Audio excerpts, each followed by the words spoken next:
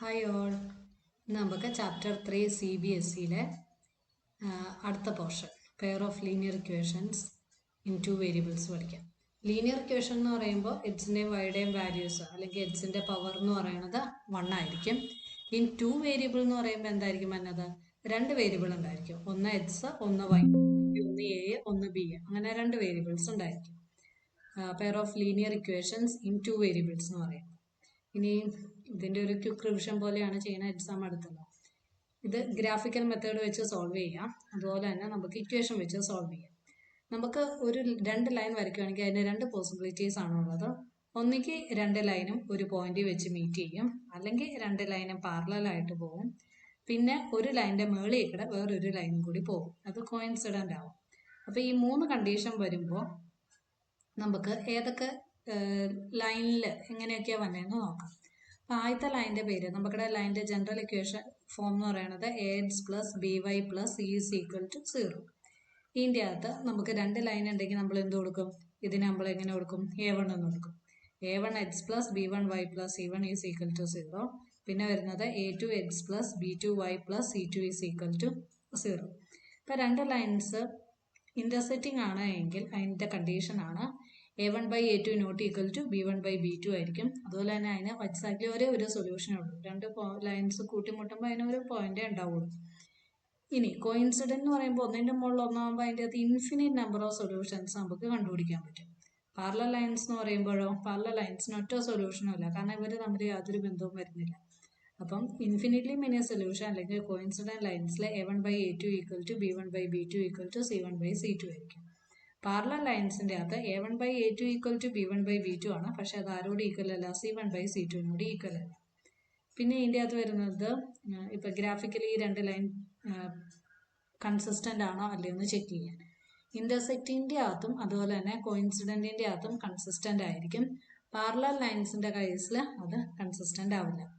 അപ്പോൾ ഇതിൽ x plus 3y is equal to 6 എന്ന് പറയുമ്പോൾ നമ്മൾ ആദ്യം എക്സിനും വൈക്കും 0 കൊടുത്ത് നോക്കുക. ആദ്യത്തെ കേസിൽ എക്സിന് 0 കൊടുക്കുക. എക്സിന് 0 കൊടുക്കുമ്പോൾ വൈ എന്ന് പറയുന്നത് 2 ആണെന്ന് കിട്ടും. വൈക്ക് 0 കൊടുക്കുമ്പോൾ എക്സ് 6 ആണെന്ന് കിട്ടും. ഇനി ഇത് വെച്ചുകൊണ്ട് നമ്മൾ ഗ്രാഫ് വരയ്ക്കും. അപ്പോൾ നോക്കിക്കേ, എക്സ് 0 വൈ 6 എന്ന് പറയുമ്പോൾ എക്സ് 0യിൽ വൈ 2 ആണ്, താഴത്തെയാണ്. എക്സ് 0യിൽ വൈ 2 എന്ന് പറയുമ്പോൾ ഈ പോയിന്റ് വരും. വൈ 0യിൽ എക്സ് 6 എന്ന് പറയുമ്പോൾ ഈ പോയിന്റ് വരും. ഈ രണ്ട് പോയിന്റ് ജോയിൻ ചെയ്തുകൊണ്ട് നമ്മൾ ലൈൻ വരയ്ക്കാം. ഇനി അടുത്ത കണ്ടീഷനിൽ ഇക്വേഷൻ പറഞ്ഞിരിക്കുന്നത് 2x minus 3y is equal to 12 ആണ്. അപ്പം ഇതിൻ്റെ അകത്ത് എക്സിന് 0 കൊടുക്കുമ്പോൾ വൈ എന്ന് പറയുന്നത് y -4 വരും. വൈക്ക് 0 കൊടുക്കുമ്പോൾ എക്സ് എന്ന് പറയുന്നത് 6 കിട്ടും. അത് നമ്മൾ പ്ലോട്ട് ചെയ്യുമ്പോൾ നമുക്ക് ഇത് രണ്ടും കൂടി ഇൻ്റർസെക്റ്റ് ചെയ്യുന്ന പോയിന്റ് 60 ആകുന്നുണ്ട്. അപ്പോൾ ഗ്രാഫിക്കലി നമുക്ക് ഇങ്ങനെ സോൾവ് ചെയ്യാം. പിന്നെ ഡിനോമിനേറ്റേഴ്സ് വരുവാണെങ്കിൽ ആ നമ്പറിനെ 5 കൊണ്ട് തന്നെ സെക്കൻഡ് ക്വസ്റ്റ്യനിൽ 5 കൊണ്ടങ്ങ് മൾട്ടിപ്ലൈ ചെയ്യുമ്പോൾ നമുക്ക് അതിൻ്റെ ആൻസർ കിട്ടും. പിന്നെ എക്സസൈസ് 1 നമുക്ക് അത് എക്സും വൈയുടെ ടേമിലും ക്വസ്റ്റ്യൻ കൊടുക്കാനും. മൊത്തം 10 സ്റ്റുഡൻസ് ഉണ്ടെന്ന് പറയുമ്പോൾ X plus Y is equal to 10 എന്ന് കിട്ടും. നമ്പർ ഓഫ് ഗേൾസിന് എക്സ് ആയിട്ട് എടുക്കുവാണെങ്കിൽ X is equal to 4 more than number of boys എന്ന് പറയുമ്പോൾ X is equal to 4 plus Y അല്ലെങ്കിൽ X minus Y is equal to 4. അപ്പോൾ ഇത് ഫസ്റ്റ് ഇക്വേഷൻ കിട്ടി, ഇത് സെക്കൻഡ് ഇക്വേഷൻ കിട്ടി. അങ്ങനെ നമുക്കത് സോൾവ് ചെയ്ത് കഴിയുമ്പോൾ എക്സിൻ്റെയും വൈയുടെയും വാല്യൂ കിട്ടും. പിന്നെ ഓൾജിബ്രൈക് മെത്തേഡാണ് വരുന്നത്, സബ്സ്റ്റിറ്റ്യൂഷൻ മെത്തേഡും വരുന്നുണ്ട്, എലിമിനേഷൻ മെത്തേഡും വരുന്നുണ്ട്. സബ്സ്റ്റിറ്റ്യൂഷൻ മെത്തേഡിൽ ഏത് ഇക്വേഷൻ എടുത്താലും എളുപ്പത്തിൽ കോഎഫിഷ്യൻറ്റ് 1 വരാൻ പാകത്തിനുള്ള എടുക്കുക. അപ്പോൾ ഇവിടെ സെക്കൻഡ് ഇക്വേഷൻ എടുക്കുമ്പോൾ x is equal to 3 minus 2y എന്ന് കിട്ടും. ഈ വാല്യൂ എന്ത് ചെയ്യുക? ഫസ്റ്റ് ഇക്വേഷനിൽ സബ്സ്റ്റിറ്റ്യൂട്ട് ചെയ്യുക. അപ്പോൾ 7 into 3 minus 2y minus 15y is equal to 2. ഇതിൽ ഓരോ വാല്യൂസും അകത്തേക്ക് എടുത്ത് സോൾവ് ചെയ്യുമ്പോൾ നമുക്ക് എക്സിൻ്റെയും വൈയുടെയും വാല്യൂ കിട്ടും. കോഎഫിഷ്യൻറ്റ് ഓഫ് എക്സോ വൈയോ എപ്പോഴും 1 ആയിട്ടുള്ളത് എടുക്കാൻ നോക്കുക. ഇനി അടുത്ത കേസ്, ഇത് സബ്സ്റ്റിറ്റ്യൂഷൻ മെത്തേഡിലെ എക്സസൈസ് ആണ്. ഇവിടെ പോയിന്റ്, ഈ ക്വസ്റ്റ്യനിൽ പോയിന്റ് ഉണ്ട്. പോയിന്റ് മാറ്റാനായിട്ട് ഫുൾ 10 കൊണ്ട് മൾട്ടിപ്ലൈ ചെയ്യുക. അപ്പോൾ നമുക്ക് പോയിന്റ് ഇല്ലാത്ത ആൻസർ കിട്ടും. അതുപോലെ തന്നെ ഡിനോമിനേറ്റർ വരുവാണെങ്കിൽ ഡിനോമിനേറ്റർ ക്യാൻസൽ ചെയ്യാനായിട്ട് LCM മെത്തേഡ് എടുക്കുക, എന്നിട്ട് ആ നമ്പർ കൊണ്ട് മൾട്ടിപ്ലൈ ചെയ്യുക.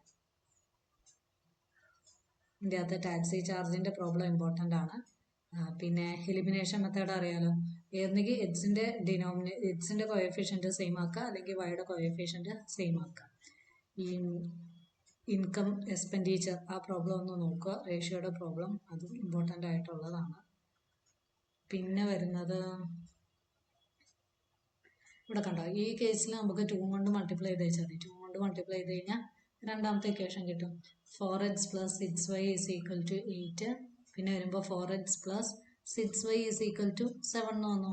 ഇനി ഇതങ്ങ് സോൾവ് ചെയ്യുക. ഇത് ചെയ്യുമ്പോൾ തന്നെ അറിയാമല്ലോ, a1/a2 = b1/b2 ≠ c1/c2 ആണ്. അപ്പോൾ അത് സൊല്യൂഷൻ ഇല്ല, നമുക്ക് ആ ക്വസ്റ്റ്യൻ കാണുമ്പോൾ തന്നെ അറിയാൻ പറ്റും. ഇനി 2 ഡിജിറ്റ് നമ്പറിൻ്റെ ക്വസ്റ്റ്യൻ ഇമ്പോർട്ടൻ്റ് ആണ്. Sum of 2 digit number and number obtained by reversing the digit 66 എന്ന് പറയുമ്പോൾ ഇപ്പോൾ 23 എന്ന് പറയുന്ന നമ്പർ നമുക്ക് എങ്ങനെ എഴുതാൻ പറ്റും? 20 + 3, അല്ലെങ്കിൽ നമുക്ക് എഴുതാൻ പറ്റുന്നത് 2 × 10 + 3 എന്നാണ് നമ്മൾ അതിനെ എഴുതണം. ഇപ്പോൾ നമുക്ക് xy എന്ന് പറയുന്ന ഒരു നമ്പർ ആണെങ്കിൽ അപ്പോൾ അതിൻ്റെ ഡിജിറ്റിലേക്ക് അതിൻ്റെ എക്സ്പാൻഡഡ് ഫോം വരുമ്പോൾ 10x + y എന്നാണ് വന്നത്. അപ്പോൾ sum of 2 digit number and the number obtained by reversing the digit എന്ന് പറയുമ്പോൾ ഇപ്പോൾ നമ്മൾ 10x + y എന്ന് പറയുന്ന നമ്പർ എടുക്കുകയാണെങ്കിൽ അത് റിവേഴ്സ് ചെയ്യുമ്പോൾ എന്ത് വരും? 10y + x വരും. ഇനി ഡിജിറ്റുകളുടെ ഡിഫറൻസ് ബൈ 2 എന്ന് പറയുമ്പോൾ x - y എന്ന് പറയുന്ന 2. ഇതിൽ 2 പോസിബിലിറ്റീസ് ഉണ്ട്. y - x = 2 എന്നും വരാം. ആരാണ് വലിയതെന്ന് നമുക്ക് അറിയാൻ പാടില്ലാത്തതുകൊണ്ട് അവിടെ 2 പോസിബിലിറ്റീസ് ഉണ്ടാവും. ഇതിൻ്റെ അതും ഡിനോമിനേറ്റേഴ്സ് സെയിം ആക്കുക, എലിമിനേഷൻ മെത്തേഡ്, അപ്പോൾ കുറച്ചും കൂടി എളുപ്പമാവും. പിന്നെ ഡിജിറ്റിൻ്റെ പ്രോബ്ലം, ഈ 3rd ബിറ്റ് അതും ഇമ്പോർട്ടൻ്റ് ആണ്. ഡിജിറ്റ്സിൻ്റെ പ്രോബ്ലം ഇമ്പോർട്ടൻ്റ് ആണ്. പിന്നെ ഇത് കണ്ടോ, ലെൻഡിങ് ലൈബ്രറി. ഇവിടെ നമ്മൾ നോക്കേണ്ടത് ഫസ്റ്റ് 3 ഡേയ്സിന് ഫിക്സഡ് റേറ്റ് ആണ്, ബാക്കിത്തെ റേസിനാണ് അഡീഷണൽ ചാർജ് തന്നെ. അപ്പം ടോട്ടൽ 7 ഡേയ്സ് വയ്ക്കുകയാണെങ്കിൽ ഫസ്റ്റ് 3 ഡേയ്സിന് നമ്മൾ ക്യാഷ് ഓൾറെഡി പേ ചെയ്തിട്ടുണ്ട്. പിന്നെയുള്ള 4 ഡേയ്സിൻ്റെ പെർ ഡേ ക്യാഷ് നോക്കി വെച്ചാൽ മതി.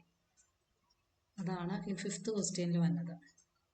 അപ്പോൾ ഇതിൽ നിന്ന് കേസ് സ്റ്റഡി ക്വസ്റ്റ്യൻസ് ചോദിക്കാൻ സാധ്യതയുണ്ട്. 1 മാർക്കിൻ്റെ എക്സ് കണ്ടുപിടിക്കുക, പിന്നെ വൈ കണ്ടുപിടിക്കുക, പിന്നെ ഒരു ഇക്വേഷൻ, ലീനിയർ ഇക്വേഷൻ ഫോം ചെയ്യുക. അപ്പം ഈ കേസ് സ്റ്റഡി ക്വസ്റ്റ്യൻസ് ഫസ്റ്റ് ഈ ചാപ്റ്ററിൽ നിന്ന് 3rd ചാപ്റ്ററിൽ നിന്ന് വരാൻ ഒരു 50% പോസിബിലിറ്റീസ് ഉണ്ട്. അപ്പം നന്നായിട്ട് ഈ ചാപ്റ്റർ നോക്കുക. പിന്നെ ഡിപ്പെൻഡൻ്റ് എന്ന് പറയുന്നത് തന്നെയാണ് കൺസിസ്റ്റൻ്റ്. ഇൻഫിനിറ്റ്ലി മെനി സൊല്യൂഷൻസ് ഉണ്ടെങ്കിൽ അത് ഡിപ്പെൻഡൻറ്റും ആണ്, അതുപോലെ തന്നെ കൺസിസ്റ്റൻസും ആണ്. ഇത് കോയിൻസിഡൻറ്റിലാണ് ഇത് രണ്ടും സംഭവിക്കുന്നത്. ഇൻകൺസിസ്റ്റൻറ്റിന് സൊല്യൂഷൻസും ഉണ്ടാവില്ല, അത് പാരലലും ആയിരിക്കും. പിന്നെ ഇതും കൂടി നോക്കുക, ഡിപ്പെൻഡൻറ്റ് കൺസിസ്റ്റൻറ്റ് എന്ന് പറയുമ്പോൾ a1/a2 = b1/b2 = c1/c2 കൺസിസ്റ്റൻറ്റിൻ്റെ കോയിൻസിഡൻറ്റിൽ വരുന്നത്. അപ്പം ഈ ചാപ്റ്ററിൽ ഇത്രയാണോ ഉള്ളത്. അടുത്ത ദിവസം അടുത്ത ചാപ്റ്ററിൻ്റെ റിവിഷൻ ക്വിക്ക് എക്സസൈസും ഇമ്പോർട്ടൻറ്റ് ക്വസ്റ്റ്യൻസും ഇടാം. എല്ലാവരും സബ്സ്ക്രൈബ് ചെയ്യുക. Thank you.